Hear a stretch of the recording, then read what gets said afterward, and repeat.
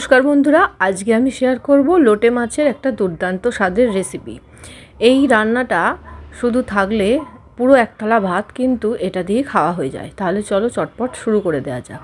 আমি অলরেডি বেগুন কেটে সর্ষের তেলে হালকা করে ভেজে নিচ্ছি। এটা বেগুন দিয়ে করব।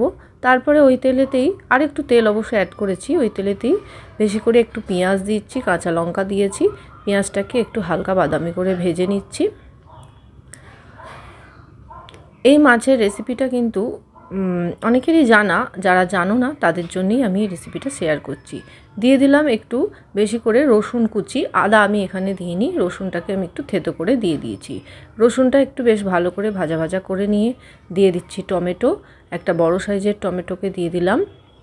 এবার দিয়ে দেব পরস্পর কিছু মশলা। দিয়ে দিচ্ছি হাফ চামচের মতন হলুদ গুঁড়ো, হাফ চামচ ধনে গুঁড়ো, আর একটু লাল লঙ্কার গুঁড়ো দিচ্ছি, কেননা এই রান্নাটা কিন্তু বেশ ঝাল ঝাল ভালো লাগে। আর একটু কাশ্মীরি রেড চিলি পাউডার দিলাম। ভালো করে মশলাটা কিন্তু পেঁয়াজের সাথে কষিয়ে নিতে হবে।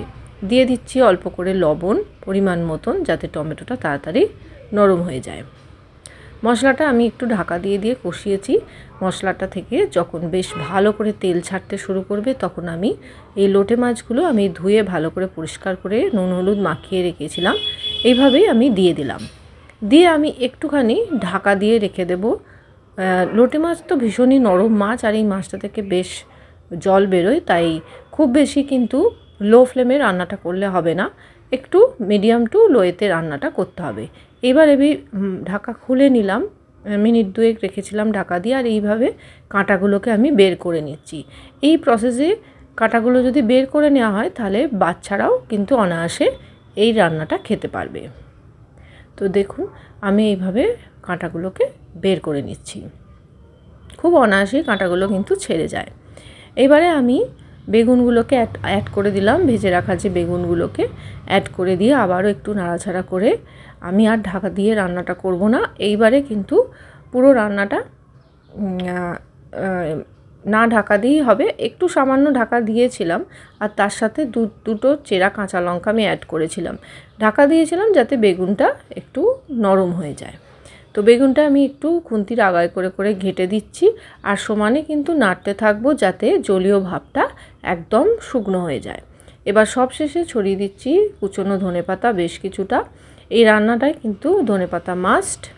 ধনেপাতাটা দিয়ে আবারও খুব ভালো করে নাড়াচাড়া করে নিচ্ছি, আর গ্যাসের আঁচটা কিন্তু এই সময় একদম হাইতে থাকবে। দেখুন কি সুন্দর কালারটা এসেছে, আর তেলটা ছাড়তেও শুরু করেছে। আর এই রান্নায় তেলটা একটু বেশি যায়। তো এইভাবেই আমি সমানে নাড়তে থাকছি, আর একদম জিনিসটাকে পুরো শুকনো করে নেব। যত শুকনো করা হবে ততই কিন্তু এর টেস্ট দ্বিগুণ বাড়বে। দেখুন আস্তে আস্তে কিন্তু লোটে মাছটা একদম শুকনো হয়ে যাচ্ছে, আর সাইড দিয়ে তেলটা ছাড়তে শুরু করেছে। এইভাবে একবার অবশ্যই বানিয়ে ট্রাই করে দেখবেন, খেতে অসাধারণ হয়। শুধুমাত্র এই একটা পদ দিয়েই কিন্তু পুরো এক থালা ভাত খাওয়া হয়ে যায়। অবশ্যই কিন্তু গরম গরম ভাতের সাথে পরিবেশন করবেন। আর রান্নাটা কেমন হলো অবশ্যই জানাবেন।